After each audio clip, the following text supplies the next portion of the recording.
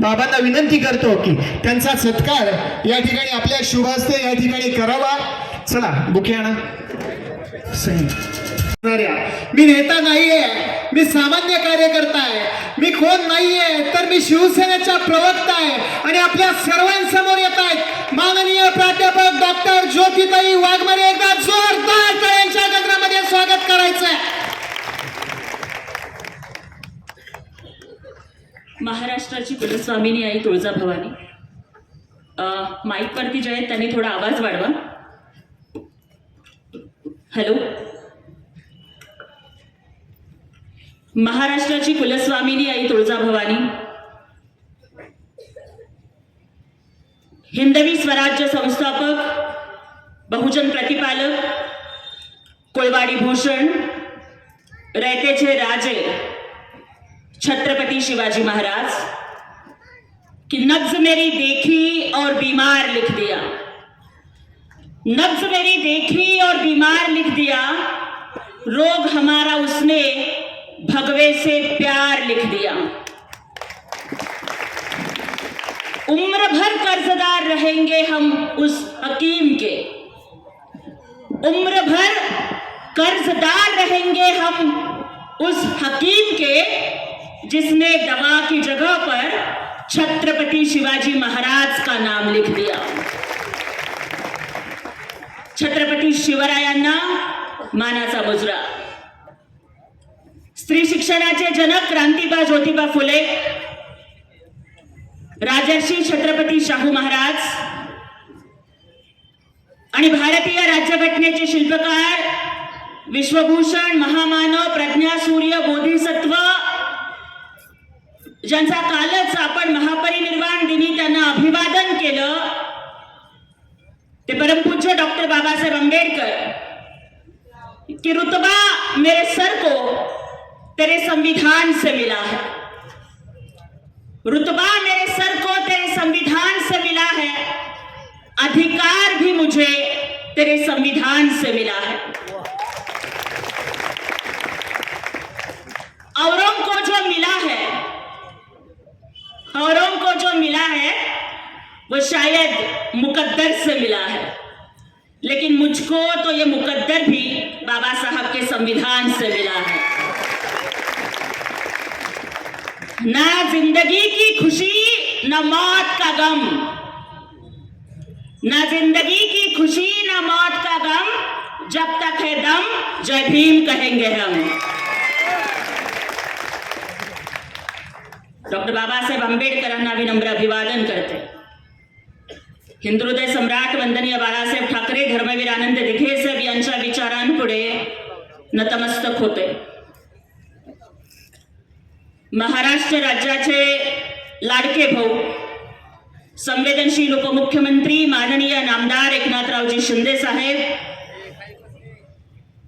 यांच्या नेतृत्वाखाली आज फलटण नगर परिषदेच्या साठी संपन्न होणाऱ्या या जाहीर सभेला उपस्थित असणाऱ्या आदरणीय श्रीमंत सुभद्रा राजे नाईक निंबाळकर, सन्माननीय माजी आमदार दीपकजी चव्हाण साहेब, माननीय श्रीमंत संजीव राजे नाईक निंबाळकर, आपल्या नगराध्यक्ष पदाचे उमेदवार ॲडव्होकेट अनिकेत राजा नाईक निंबाळकर, शिवसेनेचे जिल्हा प्रमुख चंद्रकांतजी दादा जाधव, महिला जिल्हा प्रमुख आदरणीय शारदाताई जाधव, जिल्हा समन्वयक विराज भैया खराडे, तालुका संघटक विजयजी मासने आणि महिला तालुका प्रमुख गायकवाडताई, मंचावर उपस्थित असणारे सर्व मान्यवर, समोर उपस्थित असणारे सर्व पत्रकार बांधव, सगळ्या लाडक्या बहिणींनो, भावांनो आणि चोरून लपून ऐकून रेकॉर्डिंग करणाऱ्या विरोधकांच्या बगलबच्चांनो,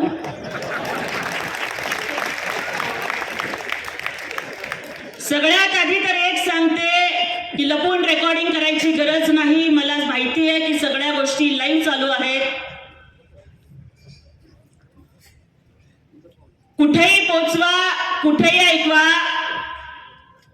मी कुणाच्या बापाला घाबरत नाही.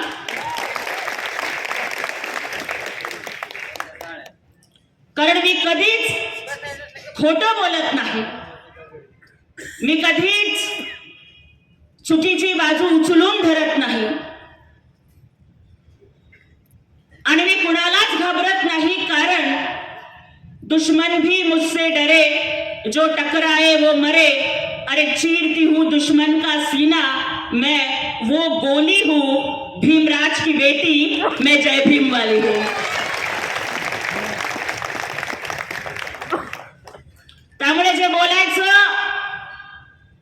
ते बरं बोलायचं नाही तर खरं बोलायचं, छाती ठोकपणे बोलायचं, कुठल्याही गोष्टीला न घाबरता बोलायचं, हा माझा स्वभाव आहे. आणि त्यामुळेच मला आज या ठिकाणी सांगावंसं वाटतंय, इतर सगळ्या नगरपालिका नगर परिषदांच्या निवडणुका रस्ते, पाणी, गटर, वॉटर मीटरसाठी होत असतील, परंतु आपल्या फलटण नगर परिषदेची निवडणूक ही अत्यंत वेगळी आहे. ही फक्त रस्त्यासाठी, लाईटसाठी, गटरसाठी, वॉटरसाठी, मीटरसाठीची निवडणूक नाहीये, तर ही सत्य आणि असत्याची लढाई आहे. ही एका बाजूला दडपशाही आणि दुसऱ्या बाजूला लोकशाहीची निवडणूक आहे, आणि एका बाजूला सत्ता आणि संपत्ती याचा माज. एका बाजूला सत्ता आणि संपत्ती आणि दुसऱ्या बाजूला फलटणची मालोजी राजांनी रुजवलेली संस्कृती याचा संघर्ष. काहीही बोलण्याच्या आधी या फलटणच्या मातीला नतमस्तक होते. का माहितीये, 40 दिवस औरंगजेबानी हाल हाल करून मारलं तरी सुद्धा न झुकणाऱ्या, न वाकणाऱ्या सिंहाच्या छाव्याचं स्वराज्याचे धाकले धनी शंभूराजांचं आजोळ आहे ना फलटण.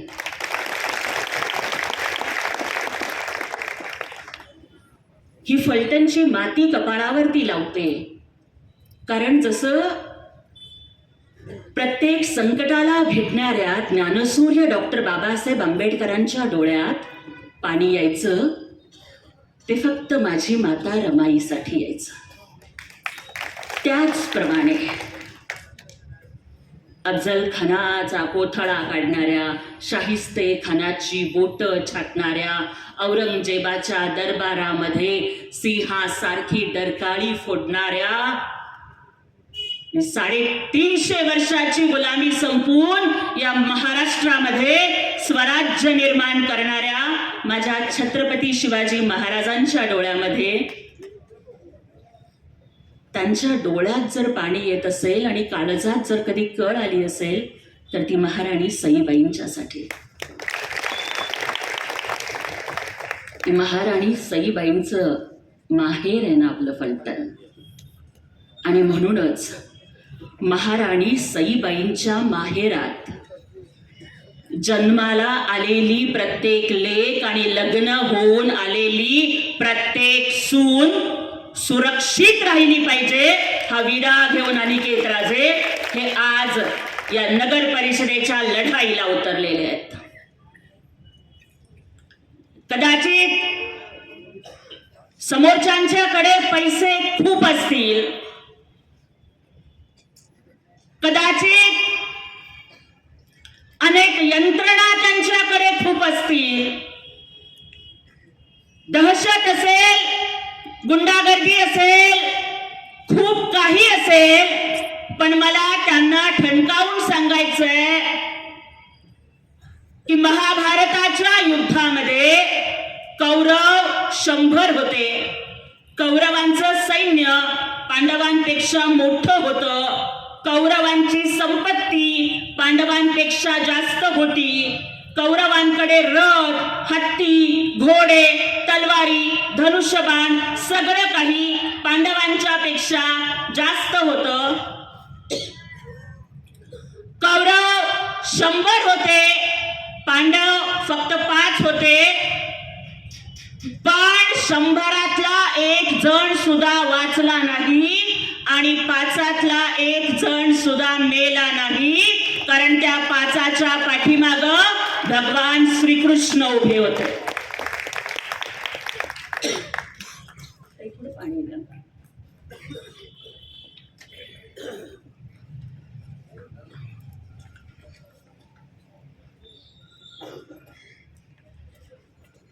अगदी त्याच पद्धतीनं आजच्या या लढाईमध्ये ॲडव्होकेट अनिकेत राजेंच्या पाठीशी जसा पांडवांच्या पाठीशी श्रीकृष्ण उभे होते, त्याच पद्धतीनं महाराष्ट्राचे उपमुख्यमंत्री एकनाथजी शिंदे साहेब उभे आहेत. आणि ज्यांचा हात एकनाथ शिंदे साहेब धरतात ना, त्यांना जन्मात कुणाचे पाय धरायची वेळ येत नाही. एवढं स्वाभिमानी नेतृत्व एकनाथ शिंदे साहेबांचं. मी येताना बरेच डिजिटल बघितले. अनेक पक्षांची युती आहे, सगळे एका बाजूला आणि आपण एका बाजूला, अशी परिस्थिती आहे. अमका ढिमका फलाना टिमका सगळे मिळून एकत्र आलेत आणि आम्ही एका बाजूला आहोत. काही हरकत नाही.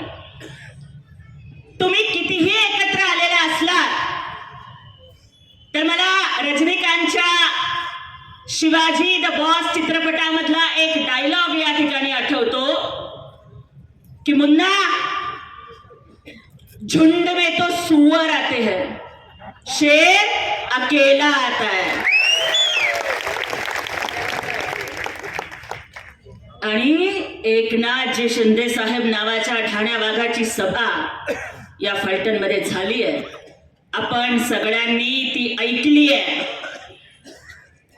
आणि त्यामुळेच ही दहशत, ही गुंडगिरी, हा सत्ता संपत्तीचा माज हा सगळा संपून छत्रपती शिवरायांचं सुराज्य आणण्यासाठीच आपल्याला धनुष्यबाणाला मतदान करायचं आहे आणि आपल्याला अनिकेत राजेंना निवडून आणायचं आहे.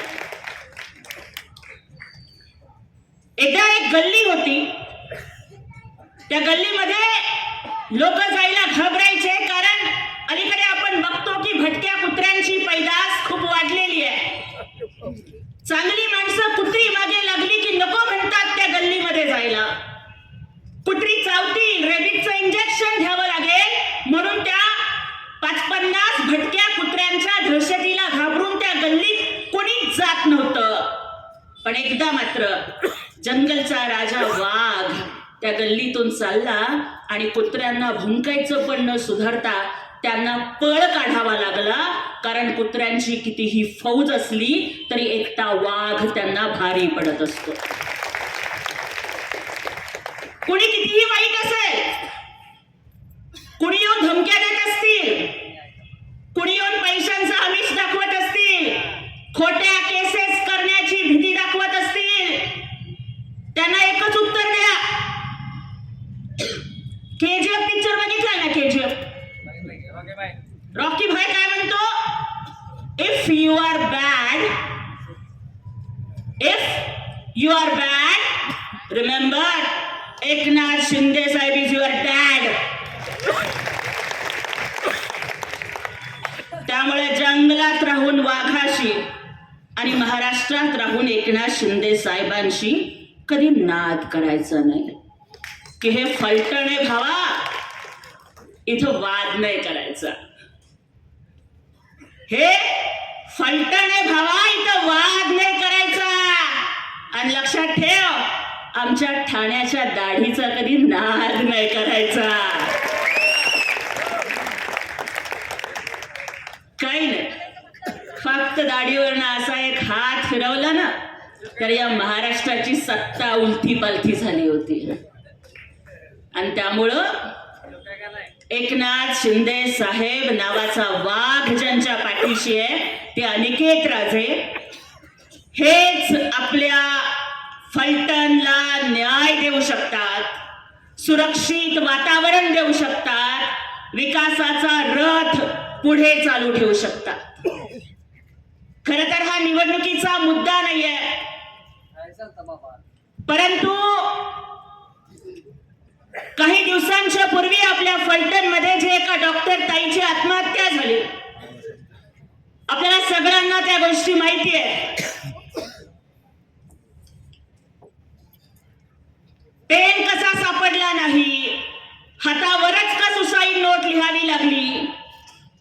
एका गरीब घरामध्ये जन्माला आलेली पोरगी जेव्हा डॉक्टर होते, जी लढते, जी अनेक वेळेला अर्ज करते, पण तरी सुद्धा तिला न्याय मिळत नाही. आपल्या कुटुंबाचं एकमेव आशा स्थान असणारी, ज्या देशामध्ये बेटी बचाव बेटी पढाव सांगितलं जातं, त्या देशामध्ये एका डॉक्टर ताईला आत्महत्या करावी लागली. त्याचे गुन्हेगार कोण आहेत?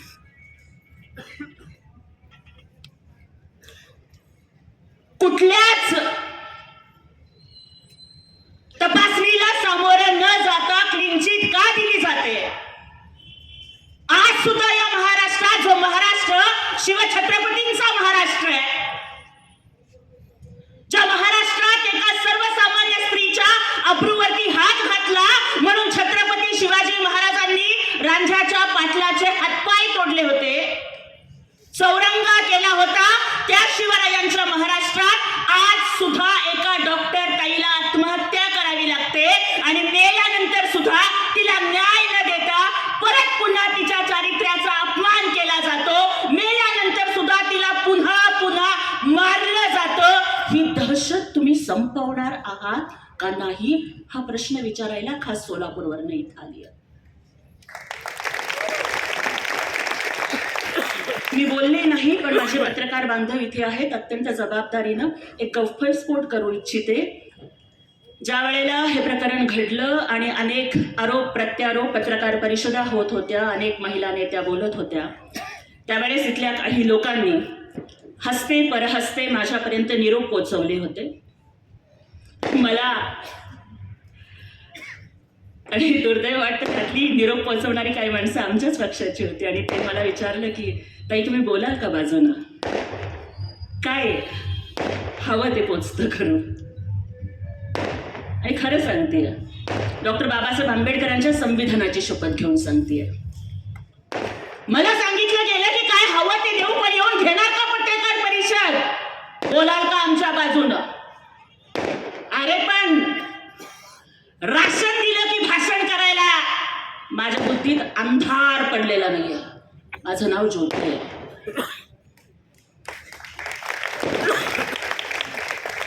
पाकीट दिलं की जाकीट चढवायला मी माझं इमान विकून खाल्लेलं नाहीये. आणि मी त्यांना सांगितलं की महिला अत्याचाराच्या प्रकरणात मी अशा पद्धतीनं बोलणार नाही.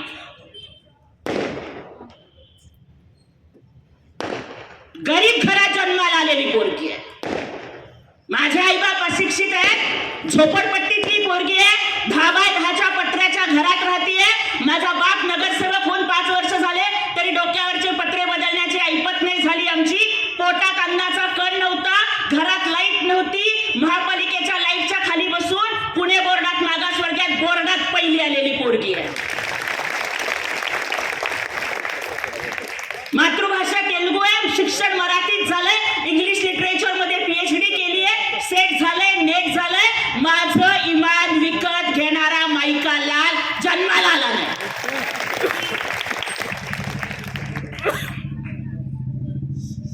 मालेगावची घटना घडली, तिथे गेले होते. त्या आईचं सांत्वन कुठल्या शब्दात करावं कळत नव्हतं. राजकीय भाषण नाही करायचं, ते खड्ड्यात गेलं राजकारण. कुठल्याही राजकीय पक्षाची पदाधिकारी असण्याच्या आधी मी एक बाई आहे आणि मी एक आई आहे.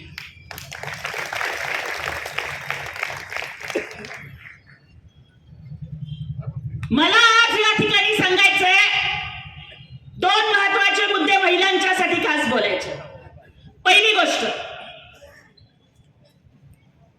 बदलापूरमध्ये ज्या वेळेला असा प्रकार घडला, चिमुरड्यांच्यावरती अत्याचार झाला,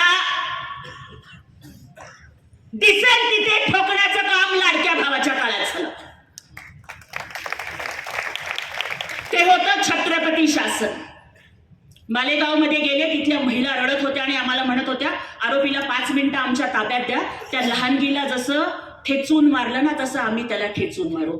आज मला प्रश्न विचारायचा आहे. चला, संपदा ताई, डॉक्टर ताई आमची जी होती, मला माहिती आहे नाव घ्यायचं नाही, अनावधानानं नाव आलं, जी आमची डॉक्टर ताई होती ती आमची डॉक्टर ताई, तिला तुम्ही 9 महिने पोटात नसेल वाढवलं, तिला तुम्ही जन्म दिला नसेल, मी तिची कदाचित बहीण नसेन, तुम्ही तिची आई नसाल.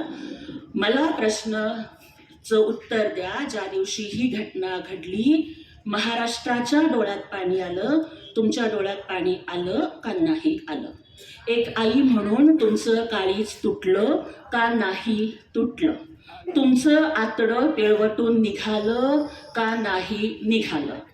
ज्या कुणाच्या हरामखोराच्या मुळं माझ्या डॉक्टर ताईला आत्महत्या करावी लागली, तो हरामखोर जर सापडला तर त्याचं थोबाड फोडावं असं वाटलं का नाही वाटलं? आणि जर वाटलं, थोबाड फोडायची संधी 20 तारखेला आहे ताई.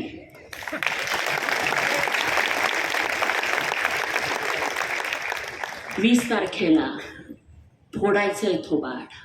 कसं फोडायचं? डॉक्टर बाबासाहेब आंबेडकर सांगतात ना की रक्ताचा एक थेंब सुद्धा न सांडता क्रांती करण्याचं साधन मी तुम्हाला मतदानाच्या माध्यमातून दिलंय.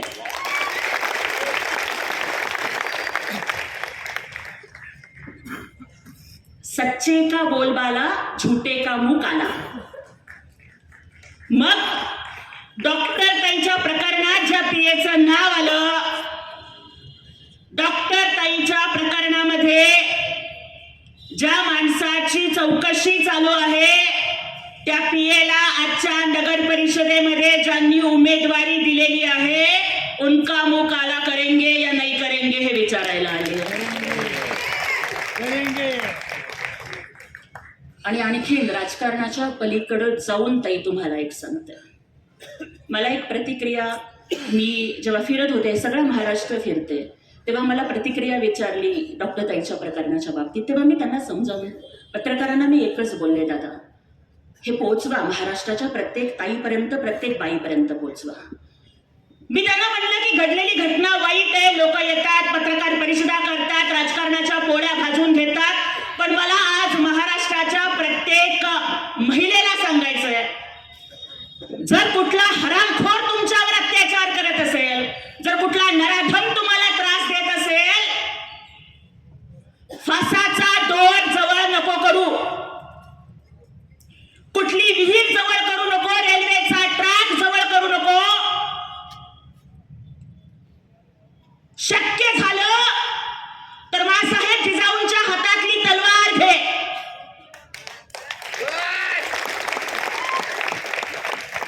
नाहीच मिळालं, कुऱ्हाड घे, कोयता घे, विळी घे, बेलन घे, आणि ते सुद्धा नाही मिळालं, पायातलं पायताण घे आणि त्याचं तोंड फोडून काढ, पण तू जीव देऊ नको, तू जीव देऊ नकोस. अशा कुठल्याही हरामखोरासाठी तू स्वतःचा जीव द्यावा आणि इतरांनी पत्रकार परिषदा घेऊन त्या मृत्यूच्या चितेच्या आगीवरती स्वतःच्या राजकारणाची पोळी भाजावी, इतका ताई तुझा जीव स्वस्त नाही झाला. लढ पोरी, रडू नकोस, लढायला शिक. पोरी रडू नकोस, लढायला शिक आणि मरू नको ग, मारायला शिक.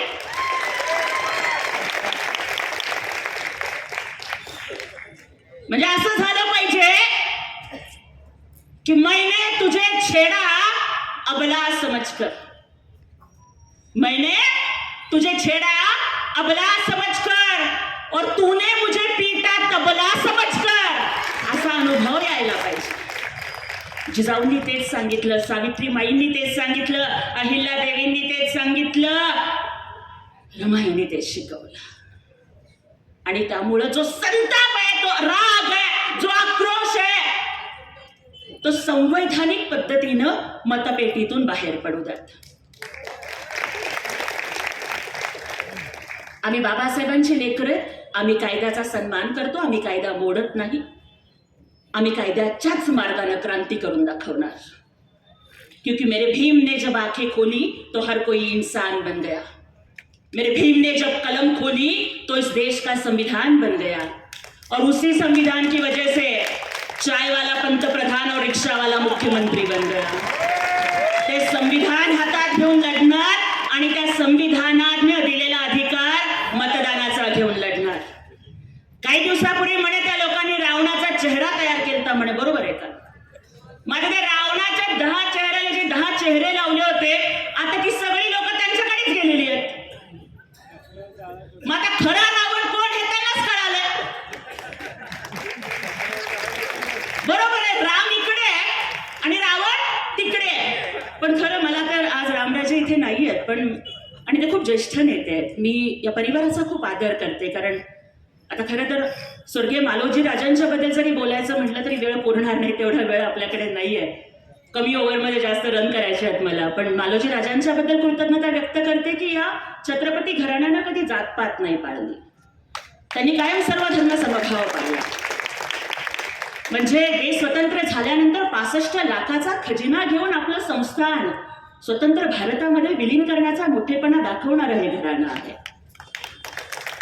कोयना धरण असेल, प्रतापगडावरती छत्रपती शिवाजी महाराजांचा पुतळा असेल, त्या पुतळ्याच्या अनावरणाला देशाचे पंतप्रधान नेहरूंना बोलवणं असेल आणि तिथे बोलावून संयुक्त महाराष्ट्रासाठी नेहरूंचं मतपरिवर्तन करणं असेल, या सगळ्या गोष्टी या घराण्यानं केल्या. प्रचंड आदर ठेवते. पण मला एकच वाटतं की बघा, आदरणीय आपले नेते रामराजे नाईक निंबाळकर यांचं नाव रामराजे आहे. आणि मला सांगा, जेव्हा प्रभू राम राजे झाले होते तेव्हा त्यांच्या हातात काय होतं? बरोबर आहे ना? धनुष्यबाण रामाचा आणि राम धनुष्यबाणाचा. हे तर समीकरण आधीपासून होतं, तुम्ही थोडा उशीर केला.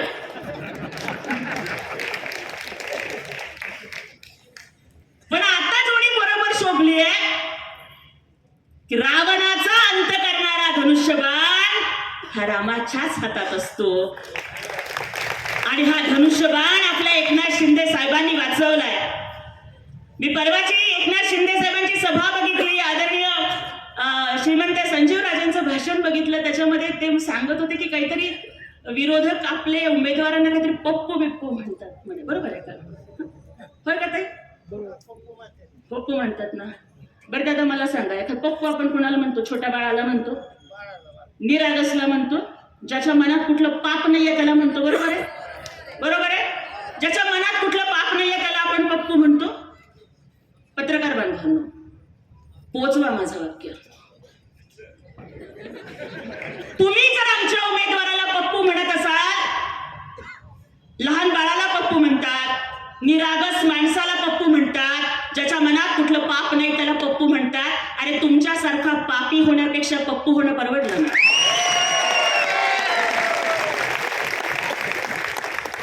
त्याच्या पुढचं सांगते, इथं थांबत नाही. त्याच्या पुढचं सांगते, तुम्ही पप्पू म्हणताय, हो विरोधक पप्पू म्हणतात, पण 20 तारखेला फलटणची जनता दाखवून देतील की ऍडव्होकेट अनिकेत राजे पप्पू आहेत का तुमचे पप्पा आहेत ते.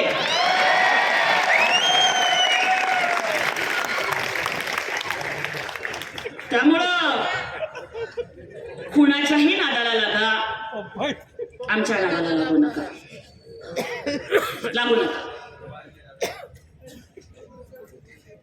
त्यामुळं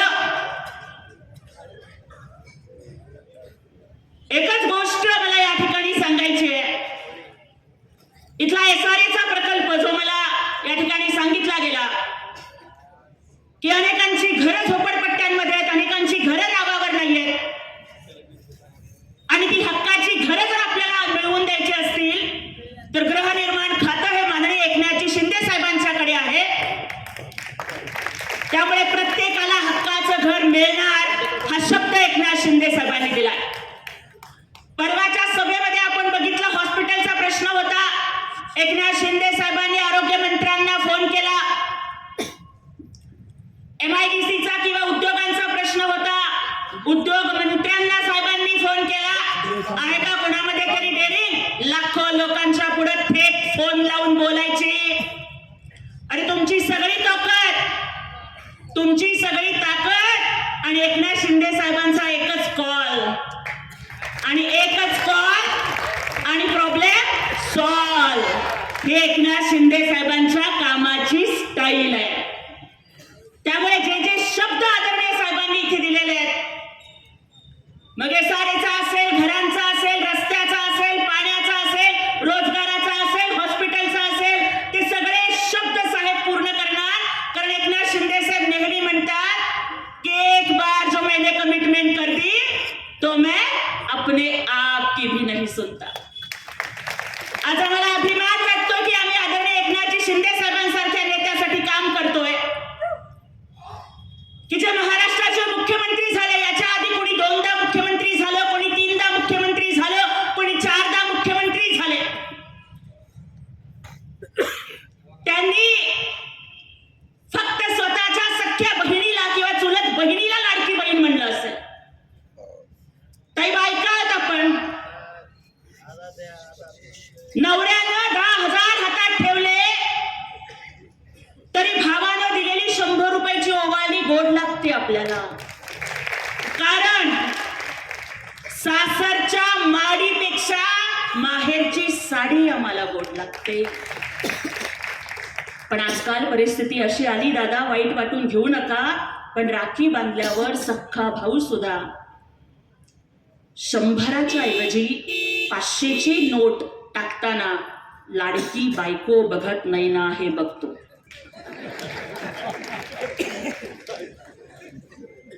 मायबाप जिवंत असेपर्यंत माहेर असतं ताई. मायबाप जिवंत असेपर्यंत वर्षातनं एकदा तरी माहेरची साडी येते. आणि आम्हा बायकांचं हे सुदैव का दुर्दैव की सासरी कितीही श्रीमंती असली तरी आम्हाला तिरडीवर सुद्धा जायचंय. दादा तुमची माहेरची साडी घालून तिरडीवर जायचंय. मायबाप जिवंत असेपर्यंत माहेरची साडी येते, नंतर ब्लाउज पीस, नंतर तेही बंद होतं. मग आम्हीच कुठेतरी साखरेच्या डब्यात पैसे साठवतो. रक्षाबंधनला कुणालाच न कळता आम्ही बाजारात जाऊन साडी विकत आणतो आणि सासरी माहेरचा मान राखण्यासाठी म्हणतो, माझ्या भावानं पाठवली बरं का साडी, चांगली आहे ना. हे आम्हा येड्या बहिणीची येडी ही माया. आम्हा या येड्या गरीब बहिणींची माया कोण समजून घेतली?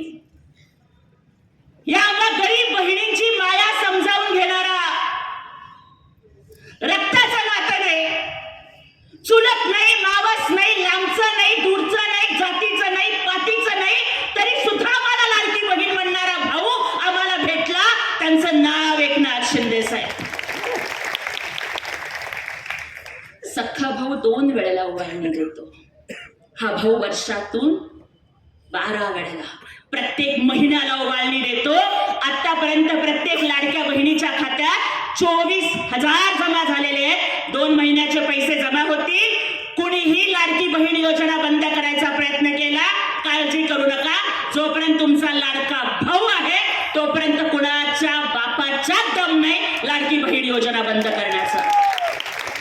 आतापर्यंतच्या वर्षभरामध्ये ताई ओवाळणी किती झाली असेल?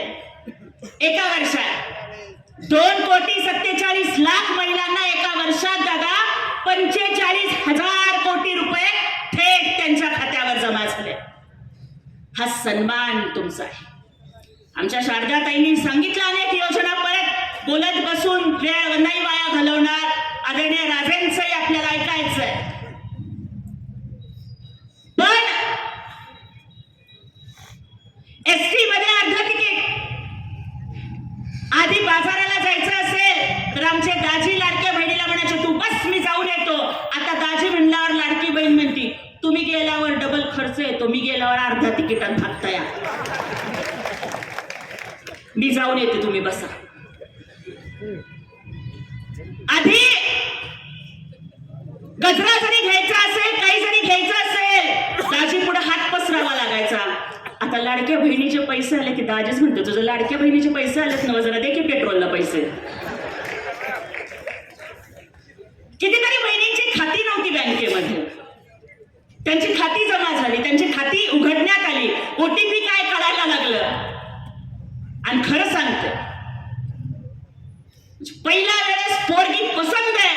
निरोप आल्यावर जेवढा आनंद झाला नाही ना, त्याच्यापेक्षा जास्त आनंद लाडक्या बहिणीचे पैसे जमा झाले हा मेसेज आल्यावर. का माहितीये का दादा, लोकांना वाटेल की 1500 रुपये तर आहेत, 1500 रुपये तर आहेत. पण तुम्हाला माहितीये आमच्या बायकांची परिस्थिती काय असते? आम्ही माहेरी जन्माला येतो ना, माहेरी म्हणतात की तू परक्या घरात जाणार आहेस, तू परकी आहेस. सासरी गेलो की सासरी म्हणतात तू परक्या घरातनं आलेली आहेस, तू परकी आहेस. आमचं कुठं काय आहे कि लोग कहते हैं कि औरत का कोई घर नहीं होता, मैं कहती हूं कि औरत के बिना कोई घर नहीं होता. माहेरी म्हणतात माहेर परक आहे, सासरी म्हणतात सासर परक आहे. दादा 1500 का असते ना, पण लाडक्या बहिणीचे पैसे आमचे हक्काचे तो. आणि या 1500 रुपयामधून बहिणींनी छोटे छोटे उद्योग सुरू केले. कुणी औषधं घेतं, कुणी पोरींच्या ट्युशनची फी भरतं. आणि 1500 रुपयांवर जे लोक टीका करतात ना,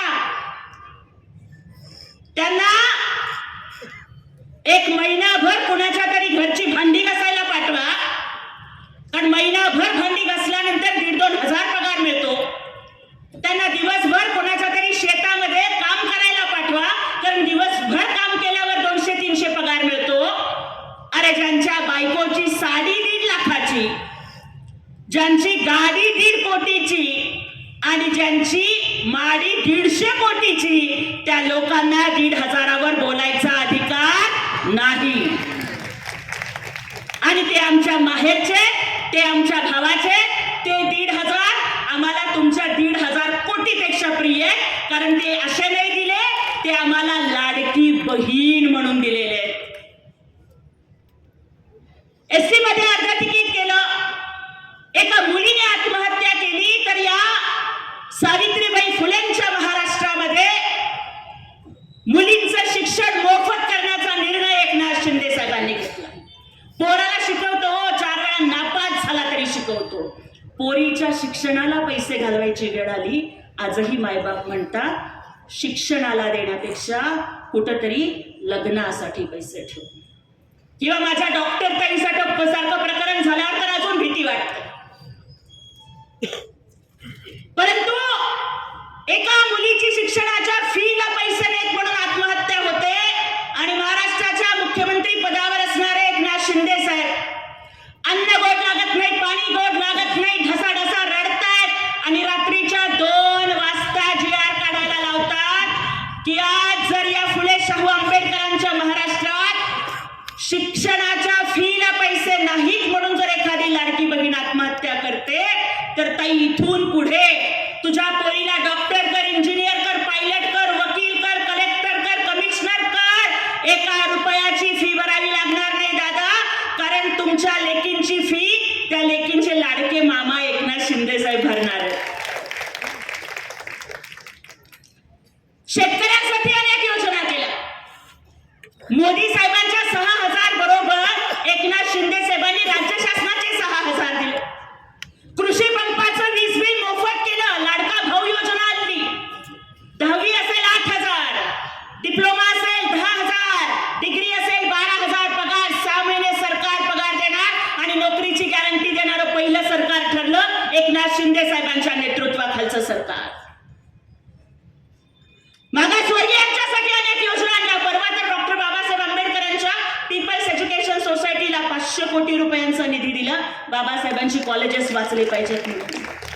आणि त्याहीपेक्षा महत्वाचं ताई, एक बाई म्हणून जे महत्वाचं वाटतं, जे शारदा ताईंनी सांगितलं, जे प्रत्येक भाषणात मी सांगते, ते पुन्हा इथे रिपीट करते, फलटणच्या भूमीवर रिपीट करते. सगळ्यात महत्वाचा कायदा माझ्या दृष्टीनं काय वाटतो, बायकांचं जगणं, बायकांच्या जगण्याची व्यथा आहे काय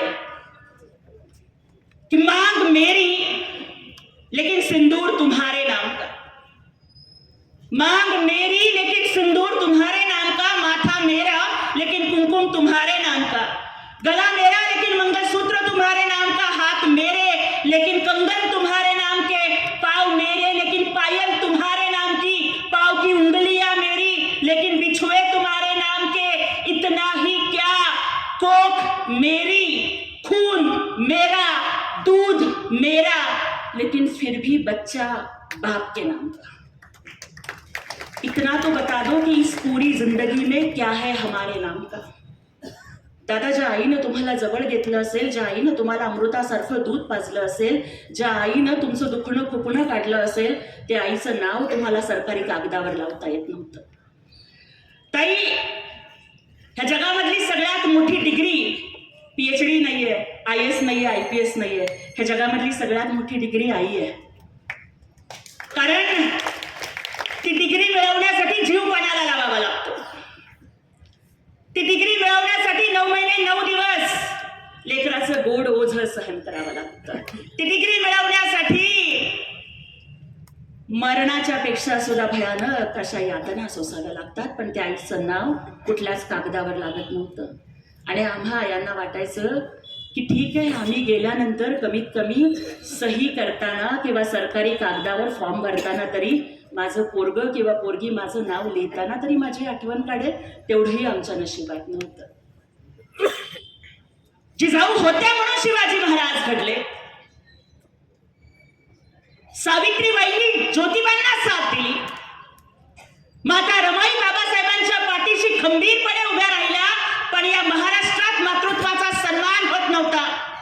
संपूर्ण भारतात महाराष्ट्र हे एकमेव राज्य ठरलं ज्याने मातृत्वाचा सन्मान करण्यासाठी एकनाथ शिंदे साहेबांनी कायदा केला की प्रत्येक व्यक्तीला प्रत्येक सरकारी कागदावर बापाच्या नावाच्या आधी आईचं नाव लावावं लागणार आहे. हा कायदा केला. सुरुवात स्वतःपासून केली आणि लिहिलं, मुख्यमंत्र्यांच्या केबिनवर लिहिलं, एकनाथ गंगूबाई संभाजीराव शिंदे. हा सन्मान जिजाऊच्या मातृत्वाचा होता.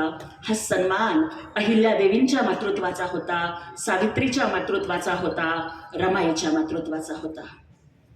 मग आज अशी व्यक्ती जी 18-18, 20-20 तास काम करते, मुख्यमंत्री असताना मुख्यमंत्री वैद्यकीय सहायता निधीसाठी 450 कोटी रुपये वाटून ज्याने हजारो रुग्णांचे प्राण वाचवले असं दाखवा एखादा मुख्यमंत्री.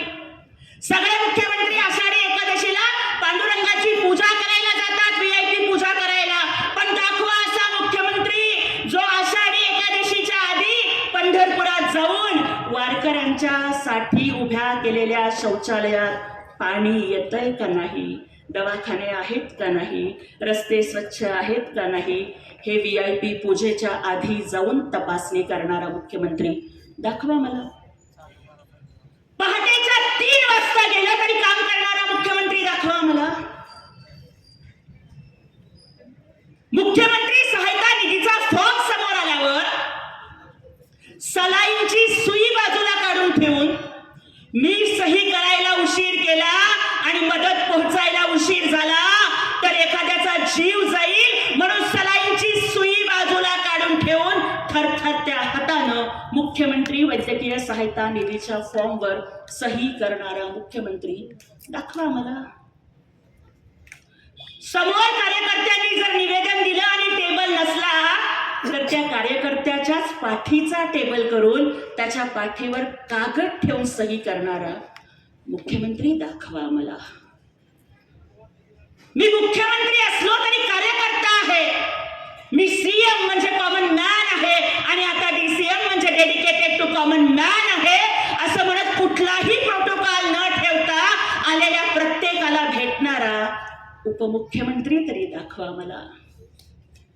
लक्षात ठेवा, फूल तो बहुत देखे हैं, कोई गुलाब नहीं देखा. फूल तो कई देखे हैं, कोई गुलाब नहीं देखा. आसमान में तारे सितारे बहुत देखे, दूसरा चांद नहीं देखा. इस राजनीति में हमने धनवान तो कई देखे, पहलवान भी कई देखे, बलवान भी कई देखे, लेकिन एकनाथ जी शिंदे साहब जैसा दयावान नहीं देखा. गोर गरिबांच्या साठी मनात दया बुद्धी असणारा, करुणा असणारा हा नेता आहे. म्हणून आपल्याला त्यांच्या सोबत उभं राहायचं आहे. दादा, जातीच्या धर्माच्या नावावरून राजकारण करणारे अनेक सापडतील, पण एका बाजूला हिंदुत्वाचा अभिमान ठेवून दुसऱ्या बाजूला बुरख्यामधली 25 वर्षाची फरीन सादिक मकुबाई कोल्हापूरच्या सभेत 2 महिन्याचं लेकरू घेऊन येते आणि म्हणते कि शिंदे साहब ये मेरी बेटी है. गरीब थे, लगा था बेटी मर जाएगी, पैसे नहीं दे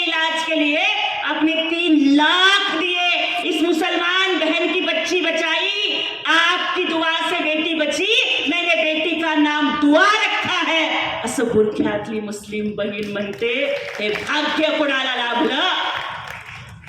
त्या माणसाच्या सोबत दादा आपल्याला उभं राहायचंय.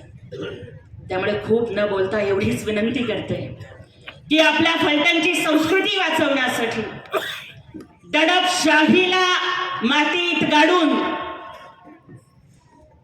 लोकशाही टिकवण्यासाठी येणाऱ्या 20 तारखेला धनुष्य बाणाच्या चिन्हासमोरचं आणि इतर चिन्ह आपली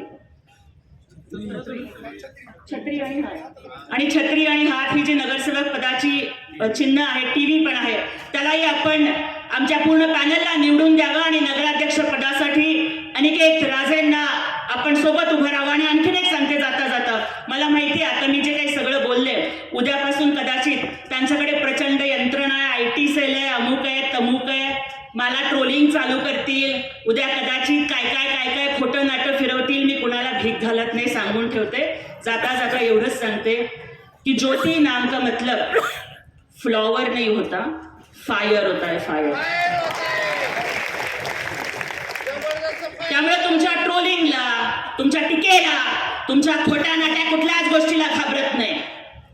जर गरीबाची लेक आहे म्हणून तुमचा IT सेल माझ्या मागे लावायचा असेल तर लावा, पण आज तुमच्याच गावात चौकात उभं राहून सांगते की तुम्ही कितीही कारस्थानं करा, हम झुकेगा नाही साला.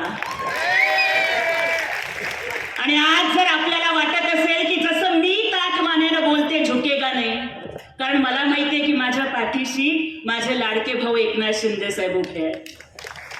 आणि आज अनिकेत दादा फलटण मधल्या प्रत्येक लाडक्या बहिणीच्या पाठीशी तुम्ही उभं राहणार आहात की उद्या या फलटणची लाडकी बहीण जसं आधी पहाटे मॉर्निंग वॉकला बाहेर पडायची, रात्री 11 वाजता सुद्धा बाहेर पडायची, आज भीतीमुळे दहशतीमुळे महिला बाहेर पडत नाहीयेत, अंधार पडला म्हणून लवकर घरी जात आहेत. ज्या दिवशी अनिकेत राजे नगराध्यक्ष होतील ना, त्या दिवशी गुलाल उधळायला याच चौकात जमू, नाहीतर मालोजी राजांच्या पुतळ्याजवळ जमू आणि सगळ्या लाडक्या बहिणी मिळून सांगू झुकेगा नाही साला. त्यामुळे तो इतिहास आपण घडवा ही विनंती आपल्याला करते. धनुष्य बाणाला साथ द्या, एकनाथ शिंदे साहेबांना साथ द्या आणि अनिकेत राजांना आणि आमच्या पूर्ण पॅनलला मतदान करून निवडून आणा ही विनंती करून इथेच थांबते. जय हिंद, जय महाराष्ट्र, जय शिवराय, जय भीम. धन्यवाद ताई, जोरदार